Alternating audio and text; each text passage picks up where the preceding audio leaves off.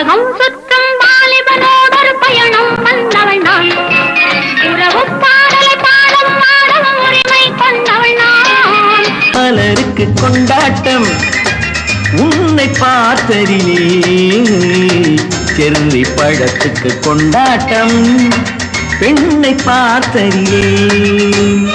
நூற்றாண்டு சிற்பங்களும் உங்கள் பக்கத்திலே வந்து நின்றாலும் ஈடில்லை என்று போடும் வெட்கத்திலே.